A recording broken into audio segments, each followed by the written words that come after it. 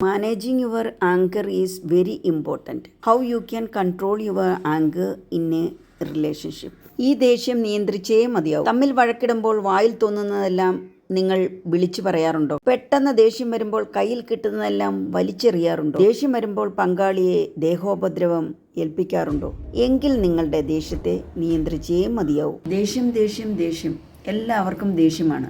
അമിതമായ ദേഷ്യം ആപത്ത് തന്നെയാണ്. പല ബന്ധങ്ങളും തകരാനുള്ള പ്രധാന കാരണവും ഈ ദേഷ്യം തന്നെയാണ്. ദേഷ്യം ഒരാളുടെ ശാരീരിക മാനസിക ആരോഗ്യത്തെ സാരമായി തന്നെ ബാധിക്കാറുണ്ട്. അമിത ദേഷ്യം മൂലം സ്ട്രെസ്സും ആങ്സൈറ്റിയും ഡിപ്രഷനും ഉറക്കക്കുറവും സംഭവിക്കാം. മറ്റു ശാരീരിക പ്രശ്നങ്ങളായ തലവേദന, പ്രമേഹം, ഹൃദയാഘാതം, സ്ട്രോക്ക് എന്നിവയും സംഭവിക്കാം.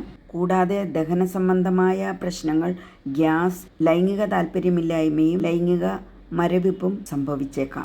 ചെറിയ പ്രശ്നങ്ങൾക്ക് പോലും ദേഷ്യമുണ്ടാകുന്ന ആളാണെന്നുള്ള തിരിച്ചറിവാണ് ദേഷ്യത്തെ നിയന്ത്രിക്കാനുള്ള ആദ്യപടി.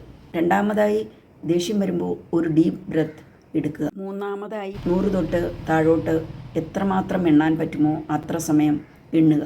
ഈ സമയത്തിനുള്ളിൽ നിങ്ങളുടെ ദേഷ്യം കുറച്ച് കുറയും.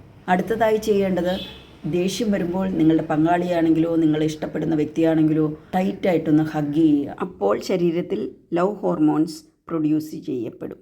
അടുത്തതായി, അമിതമായ ദേഷ്യം മൂലം ഉണ്ടാകുന്ന പ്രത്യാഘാതങ്ങളെക്കുറിച്ച് ചിന്തിക്കുക. നിങ്ങളുടെ കോപത്തിന് കാരണമാകുന്ന സാഹചര്യങ്ങൾ ഒഴിവാക്കാൻ പങ്കാളിയോട് പറയുക.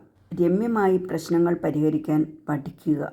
ദിവസവും യോഗ പ്രാക്ടീസ് ചെയ്യുന്നത് മനസ്സിൻ്റെ നിയന്ത്രണത്തിന് വളരെ നല്ലതാണ്. ഇതൊക്കെ പരീക്ഷിച്ച് നോക്കിയിട്ടും നിങ്ങളുടെ ദേഷ്യത്തെ നിയന്ത്രിക്കാനാകുന്നില്ല എങ്കിൽ ഒരു സൈക്കോളജിസ്റ്റിൻ്റെയോ ഒരു കൗൺസിലറിൻ്റെയോ സഹായം തേടാവുന്നതാണ്.